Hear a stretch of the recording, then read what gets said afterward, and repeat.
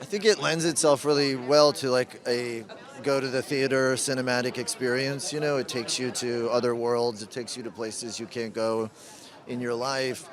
But I think what's so special about this is it's a different kind of sci-fi. It's not a kind of cold, bleak, um, vision of the future. It's quite funny, warm. It's very emotional, and it has this sort of sense of that maybe the future isn't something to fear, but just to be figured out. So I think it's sci-fi, but it's unique. Just like it's like a part in a film of a lifetime, really. You know, you go to another galaxy, you make an alien best friend, you save the stars. What else could you want? I mean, you can't believe that you're going to cry at the end of this movie over a faceless rock alien, but you do. You know, it's the magic trick of the movie. It's he's a beautiful character. It's a beautiful relationship, and I think the fans of the book were so fiercely protective over how we realized Rocky because he means so much to so many people. So it was a challenge, but it was worth it, and I think we did it. And I can't wait for people to meet him. I mean, are you kidding? It's like, it's the best story, it's the best cast, it's the best producers and everything, the best directors. We've had such a great time, and the book is amazing. So I'm just lucky to be a part of it. So I play Eva Stratt, and she is helping Dr. Ryland Grace to understand what he's capable of, let's put it that way. And she's responsible for sending him to space after another plan isn't working out. What can I tell you that you don't know yet? It's really wonderful. He's a great collaborator. He's a great inventor. He's a wonderful human being, very warm, very cooperative, and it's just the best. I think it's a film for everybody. It's like for now you can go in there with all your family and you will have a wonderful experience with all the feelings that a human is capable of. You will laugh, you will cry, you will want them to stay. You don't want to leave these people, actually, and all the other creatures that are in it. The film in 3 words? That's impossible. Can't do it. It's very rich. I mean, it's a space movie, but at the same time, it's a movie about what makes humanity human and about connection and collaboration and what we can achieve if we really try. But not in a miraculous way, but in a really practical way. And I think it's a film that is very appropriate for the times that we live in. Of course, because I read the book first and I was a big fan of the book. And whenever there's a character that speaks Russian in a story, I'm always like, get me in there. And so this was a really good use of, my heritage and the story coming together. I play an astronaut from Russia that goes to space with Grace and another one, Ken, who's here. You'll meet him. Yeah. It feels very magical to be a part of something that I know will be a classic and that I know will mean so much to people of all ages. I really believe that. It feels very magical. They're incredibly collaborative. First of all, they're just like funny, nice people. They're like silly and warm and playful, and they want you to bring something to the script. I think there are some directors that are like, do it the way I envision it, and then these guys are like, do it the way you sparkle, bring your sparkle to it. And so I brought my sparkle. They said no thank you and sent me home. Yeah. One of the things I heard Ryan say that I'm going to just repeat is that the future isn't something to fear, it's something to figure out. And there's the way that Grace, his character in the movie, operates is really about like, okay, this is a problem. It's not the end. It's the beginning of a solution that we're going to work on. And I think that could be applied to all of the pain and strife and crisis that we feel in the world these days. And so we're like, okay, how do we work together? How do we apply our greatest minds and use empathy and friendship to work together? It is. Well, Ryan is funny. He's kind of a goof. And James, the character, the man that voices Rocky, is a silly little baby boy. And so the two of them together, it's so playful. And then that Phil and Chris, the directors, have done an array of animated films, and so they just have that like playful comedy essence built in, and so to see it in live action is really fun. I'm so excited. This is the first premiere where I have not seen the film yet. This will be the first time I see it. So super excited. My son is with me. He's 10. So yeah, crazy excited. Just the book was amazing, and just Lord and Miller. Just the specs, the basic specs of it sounded like a blast. I'm the pilot. We're a trio of astronauts who go on this mission, this one-way mission. And I'm one of the 3 astronauts, and stuff happens. Easy and fun. He's very improvisational, which I didn't expect. I didn't know to expect. And I love that. He has such a sense of play. Yeah, super fun. It's a huge film, and you didn't feel any of that. It was very kind of just a bunch of friends coming together to make this, yeah.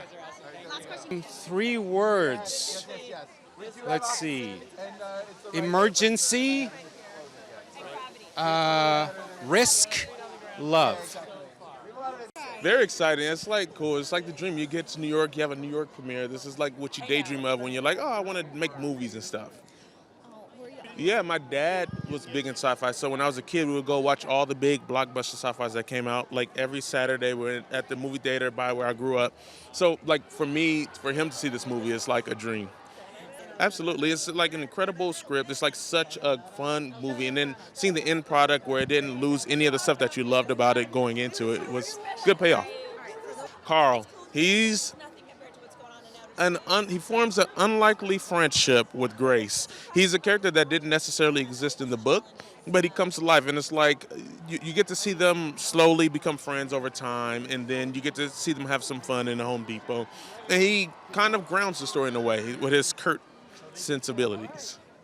It was a dream. I've been big fans of them since Clone High. I literally told them that since like day one, all the things they do. So for me, I've been a fan, the way that they work, and getting to see their product over the years, and then getting to exist in one of the worlds that they created was a dream, because they're so smart and sharp and like have a keen sense of awareness of what they're doing.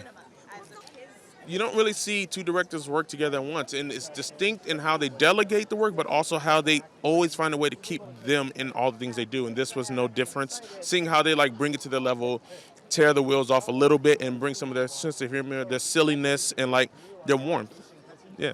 It's inspiring because he's like very generous in both what he's doing and giving like information and talking and making you feel, creating an environment that feels welcoming. But also you just watch him, like his sensibility, how sharp he is, and he's just like thinking of things and like constantly like, where does this fit? How does this do? He's like breaking it apart and like building so many relationships, so many things he's juggling, and to see that in the end product, you're like, yeah, this dude's a maestro. He's a master at what he does. If I had to bring one thing to space, that's so hard. I don't know. This is like when you walk into a toy store and you're like, there's 15 things I want to bring.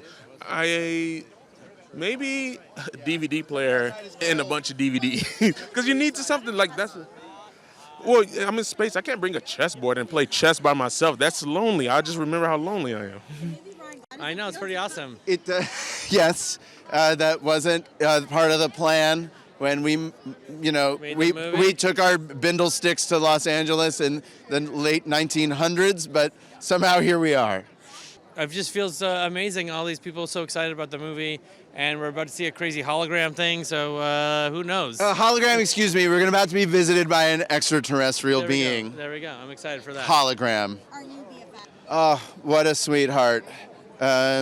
It takes 5 puppeteers, 75 animators, and a bunch of lighting artists, to bring him to life. A bunch of clay sculptors, an entire creature design team led by the incredible, legendary Neil Scanlon. And one James Ortiz. To perform him and lead his performance. and have that incredible chemistry with Ryan Gosling, who is an international treasure. The great news was that he had the rights to the manuscript before anything, and so he was the first one on board. So we were so lucky that we didn't even have to think about who it could be, because I don't know that anyone else could have done it the way that he did. He makes you laugh, he makes you cry, he makes you excited, he makes you scared. He's one of the great actors of our time, and he has so much range, and so it was so thoughtful, and a great partner in making this movie together. Gosh, I mean, it was really a lot of preparation to get them there, and then once they were there, they took over. You know, the spontaneity of their interaction, the genuine delight that Ryan has when he watches, Rocky being performed. That stuff came really easily. Right, the bond that you see between them was real because it was a real bond that was happening between Ryan and James on set. Like, we're attracted to stories about friendships and people for a reason. People who work together to solve difficult problems, because that's what we do. I know. It's like an animated. This is like an animated space genre-defying comedy. movie. There's comedy in it. There's animation in it. It's a drama. It's funny. Oh my! It's emotional. It's super. There are twists and turns, surprise endings. You get a full meal with this one. Right. You get a little bit of everything. But we're not trying to be in a genre box. We're trying to tell a story inspired by this incredible book that hopefully feels like something you've never seen before. And the thing that's really satisfying about watching it with a big old audience like we're going to do tonight is to hear people laugh in the same places, cry in the same places, and to really hear big laughs in a movie, and also to have scenes where you can hear a pin drop. That's we're really proud of that. I would bring Chris for sure, mostly for warmth. And I would bring Phil because I would be very scared without him. Yeah. All right, thank you. That the atoms of our bodies are traceable to the crucibles that are the centers of stars that manufactured these elements, exploded, scattered them into the galaxy, out of which the next generations of stars and planets and life would form. So it is not just figuratively true, it is literally true that we are stardust. Astronaut training? I like the idea that some of the training happens in a deep swimming pool. That's just kind of fun, it seems to me, because you're a little more buoyant, and it's imitating weightlessness to do that. So that's definitely part of astronaut training. I'm still thinking about that. I'm not that kind of storyteller. I'm more a factual guy, so I deeply respect people who know how to world build and take you to a new place. So I might imagine a story where you can time travel and witness the birth of the universe itself. I was lucky if Ryan had signed on before I even got there, which is a screenwriter's dream, right? To find out you've already got Ryan Gosling before ever I put words to page. What made that so wonderful is I knew there's nothing I can write that he can't play. So it's just this wonderful safety net. He can play drama, he can play comedy, he can play terror, he can play empathy. Anything you put on the page, he can do and will make it better. You can't ask for a better star. Part of the pain of adaptation is you have to make some drastic cuts. You just can't fit everything on the screen, otherwise it'd be a 30-hour movie. So there are some scenes, a lot of them took place on Earth, sort of to show how humans were working together to save the world, that we couldn't fit because this is a story about Ryan Gosling and Rocky the alien coming together to save the universe. Anything that wasn't on that storyline had to go. I am so excited for audiences to see Rocky in this film. Rocky is the alien Ryan meets on the other side of the galaxy. He looks like a spider rock crab. He doesn't have a face. He can't exist in our atmosphere. And yet somehow, I promise, he's going to break your heart. He's going to make you laugh. He's going to make you feel all the emotions because of the genius of Chris and Phil and how they designed this character. They made this rock come to life in a way that I'm just in awe of. At its core, this is a movie about compassion and empathy, saving the universe, right? So I hope that people feel the warmth and the love of humanity that we have when we made it come through on the screen and sort of just live in that warmth, because who doesn't want to live in that warmth? No, everything is better. Every single thing I wrote, this cast and this crew may transcend, which again, I can't say enough. Like, that does not happen for screenwriters. I am very lucky to work with this group. I marvel at this movie. Every time I watch it, it feels like the first time, and I hope audiences get a chance to see it. Feels pretty darn good. Biggest IMAX theater in America. Feels great. When I wrote the book, I wrote the book, but once MGM bought the rights, everybody had Ryan in mind to play the lead right away, and we asked him and he was into it, so we got our first choice. But I didn't have Ryan in mind while I was writing the book. I always tell authors, if you're going to write a screenplay, if you want to write a movie, write a screenplay. But if you're going to write a book, you should focus on writing a book. Don't think about a movie adaptation. He's a really incredible actor with a tremendous range, and we knew we needed someone who could really do the job because he's in every single scene of this movie. Like, every single scene of this movie. So he really has to bring it. And he brought it. He understood the assignment and he aced it. Probably the zero-G scenes being in the rig. It was very uncomfortable, very unpleasant for him. He'd be just hanging in this like ring rig for zero-G work for like hours and hours every day, and that was torturous for him. Well, I always write and work just to entertain. I have no ulterior motive. I'm not pushing any sort of message or ideology or anything. So what I want audiences to do when they come out of this movie is think, that was really fun. I'm glad I watched that movie. Maybe recommend it to some friends. It is so wonderful to be here. It's such a historic place, and I think this is a movie, hopefully it's worthy of this venue. I mean, to produce, I've only wanted to do two things in my whole life. I wanted to be an astronaut, and I wanted to make movies. And I've been so fortunate to do both, I think, in this picture. So this is a film about a man who wakes up in a strange room and all of a sudden realizes he is not on Earth. He's actually 12 light years away from Earth. And the crazy thing is, he's not an astronaut, and he can't remember how he got there. What you find out is that there's a catastrophic thing that's happening on Earth, and it's actually happening to every star nearby except for one. And he's been sent on a mission to that star to find out what's going on. And when he gets there, he finds an alien ship who's trying to figure out the same thing to save his planet. Sorry. I don't think there's a person on the planet who could do what Ryan does. I mean, he makes you laugh, he makes you cry, he does these incredible physical stunts. He's also so warm, so funny. He has incredible chemistry with Sandra Hüller, with Lionel Boyce, and of course with Rocky. I think the great thing about Project Hail Mary is that it's hopeful, and it's warm, and it's optimistic. And those aren't always things that we think of when we think of science fiction films, but this is a movie that shows what the potential of all humans are, and if we work together, there's no problem that we can't solve. I'm so ready. We shot this thing about 2 years ago now, so I've just been sitting going, I'm so ready for people to see this. I want people to see this, because we've just needed the audience the whole time. They're the last step, you know? The thing I love about Rocky is that he is a combination of childlike wonder, the way that we all felt watching those movies from our childhood, and deep impatience. He's this funny combo of like, I need it now, and what's that? And I think that just makes for something that makes your heart just sort of fall open, I think. It was definitely a journey, but I will say, you know, Rocky's this sort of crab-like creature, and we never wanted to move like a spider, because if you move like a spider, it's scary, right? So I actually looked at images of baby owls, which is a very funny thing, because there's an amazing video of this puffball with big eyes going, and he went, oh, he should be like a bird in that way. And then when the little baby owl, can you see this? When the little baby owl moved, he went, and just fell out of the frame, and you were like, that's so funny, because he's just this chaotic little creature. You know, another thing I love about Rocky is that, like most really smart people, he has no idea what's going on neck down. So you watch him in this movie tumbling into the next adventure, which I find really endearing. 3 words: heartfelt, friendship, and how's that? I love Ryan so much.